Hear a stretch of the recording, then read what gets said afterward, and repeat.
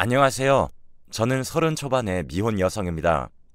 제가 얼마 전 오랫동안 사귀던 남자친구와 결혼하기 위해 상견례까지 진행하다가 겪었던 일이 상당히 원통해서 여러분께 들려드리고자 사연을 적습니다. 저는 20대 중반까지 결혼 생각이 그리 없었습니다. 직장도 대기업이라 나쁘지 않았고 돈도 잘 버는 편이었고요.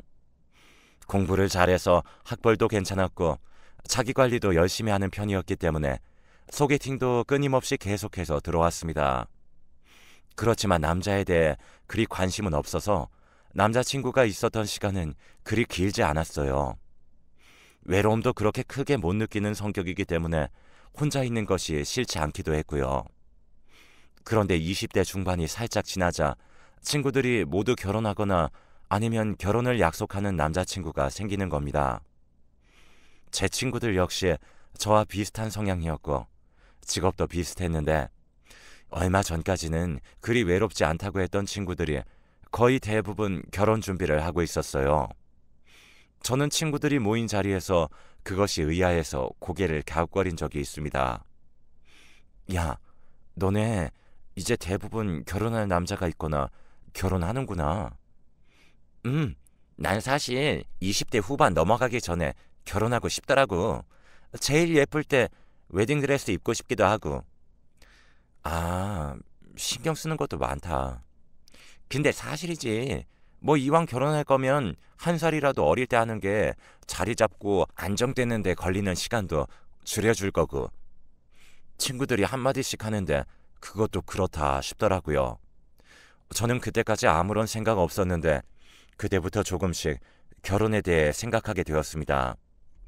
그래서 거의 대부분 거절하던 소개팅도 그때부터는 받아들여서 남자를 만나보기 시작했고요. 그때 소개팅했던 남자는 중견기업에 다니는 저보다 한 살 위의 남자로 사람이 조금 소극적이었지만 부드럽고 저에게 잘 맞춰주는 남자였어요. 외모도 그리 잘나지 않았지만 워낙 착하고 제 사정에 모두 맞춰주었기 때문에 저는 그에게 호감을 느껴서 이 정도라면 사귀어도 좋겠다는 생각을 했는데요. 그래서 저와 그는 계속 만나면서 좋은 감정을 쌓아갔어요. 그러다가 어느 순간 사귀자는 말도 정식으로 하지 않은 채 저희 둘은 사귀는 사이가 되어 있었죠.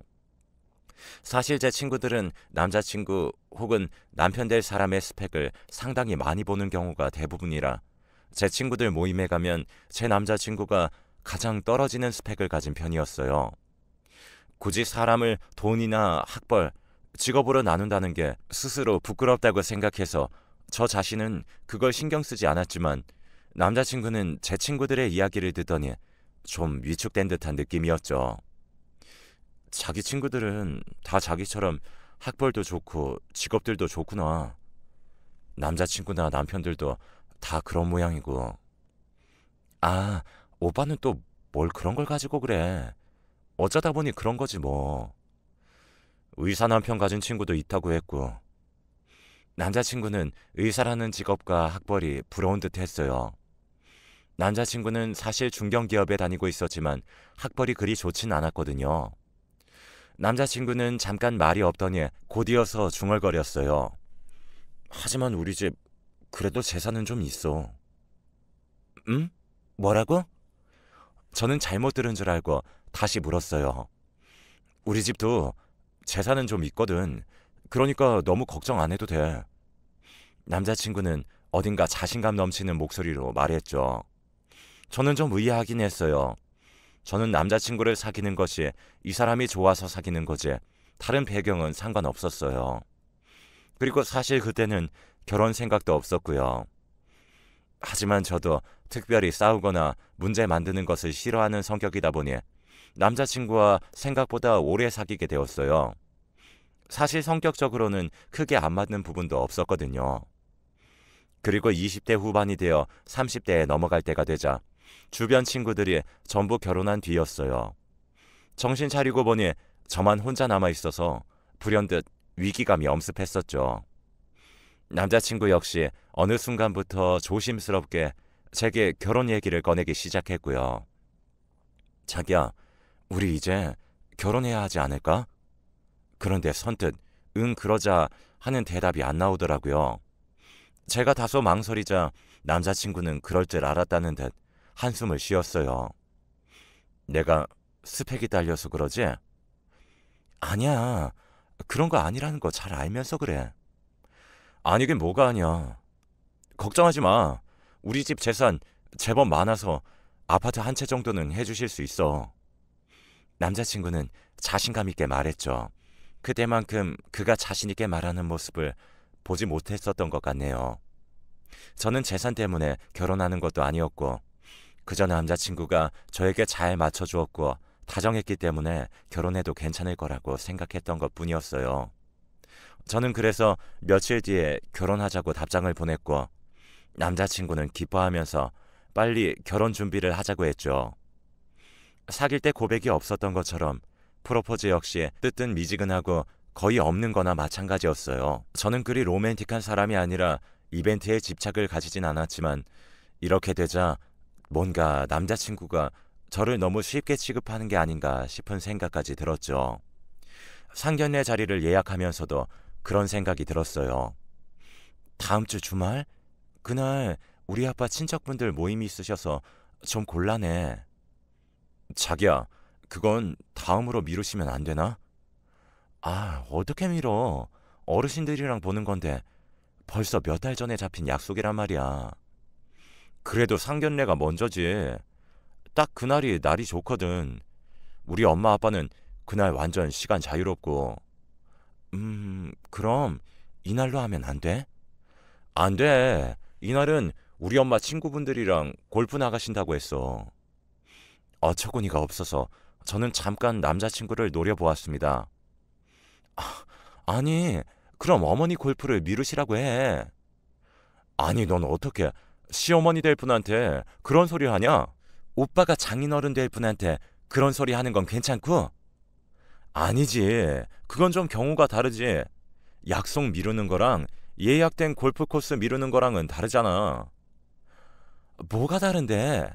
어차피 상견례 하는 건데 천천히 미루면 되는 거잖아. 예약할 때 돈 먼저 내셨단 말이야. 좀 곤란하잖아.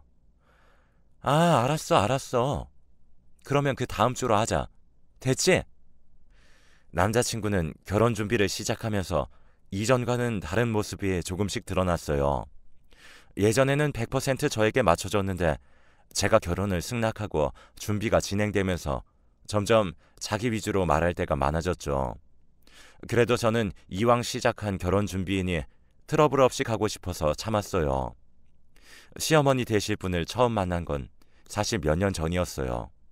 그때는 그저 사귀는 사이였을 뿐이라서 스쳐 지나며 만나서 웃으며 고개 숙여 인사한 것이 전부였는데 그때 받은 인상으로는 후덕하고 나쁘지 않은 분 같았어요. 시아버님 되실 분은 인상이 흐릿해서 기억이 잘 안 났고요. 아마 남자친구와 비슷한 인상인 것 같았죠. 두 분 다 인상이 나쁘지 않아서 앞으로 잘 지내보려고 기대에 찬 채로 상견례 날이 다가왔습니다. 상견례 날이 되어서 저와 부모님 그리고 남자친구와 남자친구 부모님이 만났어요. 그럭저럭 괜찮은 한식집에서 만난 것이라 조용했죠. 남자친구의 어머님께서는 시종일관 상냥하게 웃으셨고 아버님은 그리 말씀이 없으셨어요. 이 정도라면 시어머님 되실 분과도 잘 지낼 수 있겠다 싶어서 기분이 좋았죠. 하지만 상견례가 끝날 때쯤 남자친구의 어머님께서 그러셨어요. 아니, 난 우리 아들 너무 장가 보내기 아깝더라고요. 좀 더 우리 곁에서 살아주면 좋겠는데. 아, 오빠가 효자였나 봐요. 아무렴. 그래서 말인데 결혼하고도 우리 집에서 잠깐 살아주면 좋겠다는 생각을 해요. 내가 막 시집살이 시키거나 하는 성격은 절대 아니니까 너무 걱정하지 말고. 네? 제가 갑작스러운 말에 당황하자 남자친구가 자기 어머니 말씀 중간에 끼어들었어요. 아, 엄마, 지금 그런 말하기에는 너무 이르잖아. 지금 안 하면 언제 하니, 얘. 그런 소리 마세요. 나중에 해, 나중에. 어머님은 잠깐 투덜거리시다가 입을 다무셨어요. 그대로 상견례 자리는 끝이 났고 저는 조금 불길한 느낌을 가졌죠. 설마 아까 말씀은 그냥 해본 말씀이겠지 생각하면서도 불안감이 들었는데요. 그래도 남자친구가 중간에서 잘 끼어들어 마무리되었으니 앞으로도 그럴 거라고 마음을 다독였어요. 상견례가 끝난 후 저희 엄마 아빠는 고개를 갸웃거리셨어요. 왜요? 글쎄, 안사도는 좀 지내기 힘든 분 같더구나. 아빠는 망설이다가 말씀하셨죠. 저는 합가 말씀만 빼면 어머님 인상이 괜찮았었기 때문에 아빠의 말씀이 좀 의외였어요. 엄마도 아빠의 말씀에 고개를 끄덕이셨고 저는 이해할 수 없었지만 생각이 좀 많아졌어요. 그리고 상견례 날 이후로 어머니께서는 저에게 집으로 오라는 말씀이 많아지셨어요. 처음 간 날 저한테는 아무것도 시키지 않고 어머님이 직접 과일을 깎아 저에게 주시니 황송해서 몸둘 바를 몰랐어요. 연세 많으신 어르신이 직접 일하시는데 젊은 제가 앉아있는 것이 죄송스러웠어요. 하지만 이러면 당연히 남자친구가 나서서 직접 과일을 깎거나 했을 텐데 남자친구는 아무것도 하지 않은 채로 과일도 귀찮다는 듯 대충대충 먹고 내버려 뒀어요. 오빠, 자기가 먹은 건 다 먹어야지. 제가 남자친구한테 눈치를 줬지만 끄떡도 안 하더군요. 어머님은 괜찮다는 듯 손을 흔드셨어요. 아니다. 제가 원래 입이 좀 짧아. 원래 저러니까 네가 이해해라. 원래요? 그래. 집에서는 항상 그런단다. 밖에서는 이제 어른이 되었으니 티를 안 내는 거지. 집에서야 내 아들이니까. 어머님은 사랑스럽다는 듯 남자친구를 바라보았고 저는 뭔가 이상한 낌새를 느꼈어요. 말없이 과일만 먹고 있는데 어머님이 그러시더군요. 얘, 지난번에 말했던 거 생각해봤니? 네? 어떤 거 말씀하시는 거예요? 합가 말이다. 저는 깜짝 놀라서 남자친구를 바라보았어요. 빨리 지난번처럼 끼어들어 막아달라는 것이었는데 남자친구는 슬쩍 눈을 돌리기만 할 뿐 꺼낼 생각이 없어 보였어요. 어머님은 과도를 내려놓고 막힘없이 마치 준비한 듯이 말씀하셨죠. 우리 집에서 합가를 해서 한 1, 2년 정도 살면 아파트 하나 네 신랑 명의로 해주마. 어차피 앞으로 살려면 아파트 하나 있어야 하지 않겠니? 어머님은 아주 큰 은혜를 베푸시는 것처럼 말씀하셨죠. 우리 집이 그리 쪼달리게 살진 않았어. 넌 직업이 좋긴 하지만 아파트 하나 사려면 요즘 얼마나 오랫동안 모아야 하는지 잘 알지? 20평짜리 아파트라도 너 50 되기 전까진 꿈도 못 꿀 거다. 저는 일단 대답하지 않고 가만히 포크만 내려놓았죠. 남자친구는 슬쩍 제 눈치를 보더니 그제야 어머님의 허리를 찌르면서 속삭거렸습니다. 엄마, 그런 이야기는 좀 나중에. 결혼 준비 때문에 바쁜데 무슨 합가 얘기까지 해. 아유, 알았다. 무슨 이야기를 못하겠네. 얘가 아주 너 생각하느라고 애미를 잡는다. 잡어. 어머님은 저한테 아들의 애정을 빼앗기겠다며 장난스럽게 불평하고는 하셨어요. 그날은 그렇게 집에 왔는데 자꾸 기분이 이상한 겁니다. 이대로 결혼했다가는 당연히 합가해서 그대로 붙잡혀 살게 될 것 같은 거예요. 그래서 그 다음날 바로 오빠를 불러내서 이야기를 했습니다. 오빠, 대체 합가 이야기 뭐야? 합가? 그래, 지난번에 오빠 그만하시라고 해서 그만하시는 거 아니었어? 상견례 자리에서 말이야. 그건 그때 그냥 말만 그렇게 하신 거지 뭐. 엄마들 다 결혼한 자식이랑 사는 로망이 있잖아. 그거 그냥 심각하게 생각 안 해도 돼. 아니야, 어머님 심각하셔. 우리 결혼하면 당연히 합가는 하는 거라고 생각하시는 것 같은데. 아니야, 자기야. 그런 거 아니야. 아니라고만 하면 다가 아니잖아. 저는 답답해서 결국 오빠를 닥달하며 말을 하게 했습니다. 어머님이 주시겠다는 아파트는 실제로 있는 거였고 30년이 넘은 구축 아파트였어요. 층수가 높아서 재건축도 안 되는 너무 오래된 아파트였죠. 저는 한숨도 나오고 어처구니가 없었어요. 아니, 어떤 아파트인지 그런 것보다는 재산을 미끼로 자식을 구속하려는 게 어이가 없었죠. 오빠, 어머님께 다시 합가 이야기 안 꺼내시게 좀 잘 말씀드려. 자기야. 그런데 우리 부모님이랑 같이 살면 안 될까? 뭐, 뭐? 뭐 그렇잖아. 신혼 초기에는 생활비도 줄일 겸 부모님이랑 같이 살면 아파트 월세도 안 나가고 우리 엄마한테 음식하고 살림도 배우고 그러면 좋지 않아? 지금 진심이야? 사실 한 2년 정도만 참고 살면 아파트도 공짜로 얻고 일석이조인데 뭐. 엄마가 저렇게 제안하신 것도 다 트임분이라서 저렇게 명령처럼 말씀 안 하시고 제안하신 건데. 오빠는 사태의 심각성도 모른 채로 계속 떠들었습니다. 자세히 들어보니 오빠는 이미 합가 쪽으로 마음이 기울어 있는 모양이더군요. 저는 어이가 없어서 오빠의 말을 잘랐어요. 잠깐만. 그럼 시부모님 집에 들어가서 사는 내 불편함은 생각 안 해? 아니, 뭘 생각 안 해. 당연히 그 불편함 대신 아파트 주신다는 거잖아. 뭐라는 거야, 진짜. 그리고 불편하기는 뭐가 불편해? 우리 부모님 되게 편하시니까 좋게 생각해.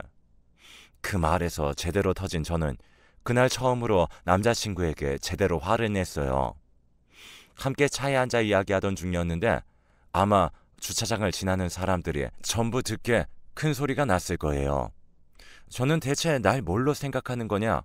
어떻게 남의 집에 들어가서 불편할 내 생각은 하지도 않냐? 네 부모님이지 내 부모님이냐? 하며 조목조목 따져들었고 남자친구는 당황해서 허둥지둥하며 잘못했다고 빌었습니다. 하지만 그것도 이미 일단 이 상황을 피하기 위해 빌고보는 것이었고 그게 너무 보여서 저는 화가 난 채로 집으로 돌아와 버렸어요. 계속해서 오빠에게서 전화며 카톡이 왔지만 저는 받지 않고 그냥 무시해버렸어요. 그리고 며칠 뒤에 낯선 번호로 문자가 왔습니다. 아가, 시험이다. 집에 한번 들르렴. 저는 그 문자만 봐도 화가 나서 일단 숨을 몰아쉬어야 했어요. 아직 결혼도 전인데 당연하다는 듯 며느리 취급에 시어머니 노릇을 하려 한다는 게 너무 보였었거든요. 저는 그래도 화가 난 채로 문자를 하면 예의에 어긋날까봐 최대한 얌전히 문자를 보냈어요. 네, 어머니. 지금 직장일 것 같아서 전화는 하지 않겠다만 오늘 저녁에 퇴근하고 우리 집으로 와라. 할 말이 있다. 저는 순간 이걸 그냥 씹을까 말까 고민하다가 아직 결혼을 완전히 파토내려고 마음먹은 것은 아니었기 때문에 일단 그러겠다고 대답했어요. 이제 30으로 막 넘어가는 나이라 지금 결혼이 어그러지면 곤란할 것 같기도 했고요. 그날 저녁에 퇴근하고서 곧장 남자친구의 집으로 갔더니 집에는 어머님 혼자만 계셨습니다. 의외로 남자친구도 없었고 아버님도 안 계셨죠. 저는 썰렁한 집안이라 머뭇대면서 들어갔는데 어머님은 물 한 잔도 주시지 않고 제게 앞에 앉으라고 하셨어요. 제가 맞은편에 앉자 어머님은 딱딱한 목소리로 말씀하시더군요. 너 우리 아들이랑 싸웠니? 네가 전화도 문자도 안 받는다고 난리가 나더구나. 그것도 합가 문제 때문이라면서. 저는 순간 당황해서 숨이 턱 막혔어요. 아니, 그걸 지금 어머님께 곧바로 말했다는 말인가? 그것도 저와 싸워서 제가 연락 안 받는 것까지 말하면서. 믿어지지가 않았는데 현실이었죠. 제가 말을 못하고 어버버 하고 있자 어머님께서는 엄한 말투로 계속 말씀하셨어요. 너가 합가하기 싫다면 그래, 좋다. 너 합가 안 해도 좋다. 그런데 네 마음대로 하고 싶다면 결혼할 때는 10원 한 장 도와주지 않을 거다. 너희 힘으로 10년 이상 열심히 살고 난 이후에나 아파트 한 채 해줄 거야. 알겠니? 그 전에는 절대 꿈도 꾸지 말거라. 저는 너무 당황스러워 말을 더 이을 수가 없었어요. 아니, 애초에 아파트를 욕심낸 적도 없었고 딱히 가지고 싶지도 않았어요. 저도 그리 잘 싸우거나 야무진 편이 아니라서 그날은 너무 당혹스러운 채로 집으로 돌아왔어요. 오는 길에 생각하니 너무 화가 나서 남자친구에게 전화해서 불렀죠. 이제 이건 결혼하는 문제가 아니라는 생각이 들더군요. 이 결혼은 계속되면 제가 오히려 평생 불행해지겠구나라는 예감이 강하게 들었습니다. 처음에는 바빠서 못 온다며 버티던 남자친구는 지금 이대로 이별 통보를 받겠냐는 제 말에 급하게 저희 아파트 밑으로 달려왔어요. 그리 긴 시간이 걸리지 않은 걸 보니 회사에 있던 게 아닌 모양이더군요. 오늘 어머님이 나 부르셨어. 알고 있지? 엄마가? 난 몰랐어. 몰랐다고. 저는 어처구니가 없었어요. 속일 걸 속여야지. 미주알, 고주알, 우리 사이에 있던 이야기를 다 불어놓고 저를 부를 줄 몰랐다니 정말 말도 안 되는 소리였죠. 제가 노려보자 남자친구는 우물쭈물하면서 고개를 푹 숙였어요. 아니 근데 엄마가 너한테 할 말이 있다고는 했어. 결혼 전에 이런 문제는 확실히 해야 한다고. 그래서 날 불러서 그렇게 대놓고 합가 안 하면 10원 한 장도 못 주겠다고 하신 거야? 우리 엄마 말투가 좀 그래서 그렇지 그런 뜻은 아니었을 거야. 너무 그렇게 생각하지 마. 그때 정말 최종적으로 깨달았어요. 이 결혼은 하면 안 되는 거구나 하고요. 저는 남자친구를 가만히 보다가 커플링을 빼서 건네줬어요. 이게 뭐야? 아직 혼인을 공식적으로 약속한 것도 아니지만 파혼이야. 뭐? 남자친구가 놀라서 눈이 왕방울만해진 채로 제게 매달렸어요. 아, 무슨 소리야 그게 갑자기. 엄마가 아파트도 주신다는데 왜? 그까짓 아파트 우리 부모님한테 달라고 해서 나 혼자 살 테니까 파혼이야. 이제 각자 갈 길 가자. 자기야, 지금 화가 나서 이렇게 말하는 거야? 나중에 후회할지 몰라. 어? 다시 생각해봐. 어? 후회 안 해. 후회할 거라면 애초에 오빠랑 사귄 것밖에 없어. 저는 짜증이 나서 남자친구의 손을 치워버리고 집으로 들어와 버렸습니다. 남자친구는 아파트 밑에서 계속 울고불고 난리를 쳤지만 저는 신경 쓰지 않고 커튼을 치고 자버렸죠. 다음 날이 되자 카톡과 문자창은 온통 난리였고 부재중 전화도 수십 통이 와 있었습니다. 남자친구의 전화번호는 물론 어머님의 전화번호도 있었어요. 퇴근할 무렵 사무실 앞에서 남자친구가 기다리고 서 있었어요. 저는 모른 척하고 그냥 지나치려는데 남자친구가 쫓아오며 말을 붙였어요. 자기야, 내가 미안해. 난 진짜 이렇게 해도 괜찮을 줄 알았어. 뭐가? 합가 말이야. 난 원래 결혼 이렇게 하는 거라는 엄마 말 믿은 죄밖에 없어. 진짜야. 그 와중에도 잘못을 부모님께 떠미는 전 남자친구의 모습에 웃음이 났죠. 정말 이 인간과 결혼 안 하게 된 게 천만 다행이구나 싶었어요. 그때 소름 끼치게도 어머님이 남자친구 옆에 나타났어요. 저는 제 눈을 의심했어요. 어머님은 화가 잔뜩 난 얼굴로 얼굴을 잔뜩 찡그리고서 제 앞에 나타나서 소리를 지르셨어요. 너는 대체 어떻게 된 애니? 어떻게 어른이 연락하는데 아무런 대답을 안 해? 세상에. 여기까지. 여긴 제 직장 앞이었어요. 어머님은 아무런 수치심도 없다는 듯이 사람들이 다 쳐다보도록 크게 소리를 지르기 시작했죠. 시어미가 합가하자는 게 그렇게도 듣기 싫어? 아니 대체 무슨 애가 이래? 이제 파혼했으니 제 시어머니 아니세요. 뭐? 누구 마음대로 파혼을 하니? 어쩜 애가 너는 경우들이 이렇게나 없어? 소리 그만 지르세요. 네 부모가 너 이렇게 가르쳤니? 어떻게 가정교육이 이따위야? 전 남자친구 어머님이 소리를 지르는데 부모님까지 건드리는 말에 이성이 나가더군요. 저는 그 순간 맞대고 소리를 질러버렸어요. 그래, 우리 부모가 나 이렇게 가르쳤다. 너는 네 아들 그렇게 가르쳤니? 그렇게 가르쳐서 이 꼴로 만들어놨어? 뭐라고? 네 아들 꼴을 봐라. 결혼 직전에 파혼당해서 울고 불고 지 엄마 치맛바락 잡고 다니는 꼴 좀 보라고. 와, 전 남자친구 어머님은 그대로 하얗게 질려 뒷목을 잡고 비틀거렸어요. 남자친구였던 사람이 어머님을 붙잡고 황급히 부축했지만 저는 쌩하게 뒤돌아서 지나가 버렸죠. 뒤에서 그 남자가 지르는 소리가 들려왔어요. 야, 그래도 시어머니 될 뻔한 사람인데 그렇게 해야 했어? 속도 터지고 어처구니 없고 정말 세상에 정이란 정은 다 집 나가는 소리였어요. 저는 더 이상 듣기 싫어서 그냥 직장 동료의 차를 얻어 타고 곧장 집으로 와버렸죠.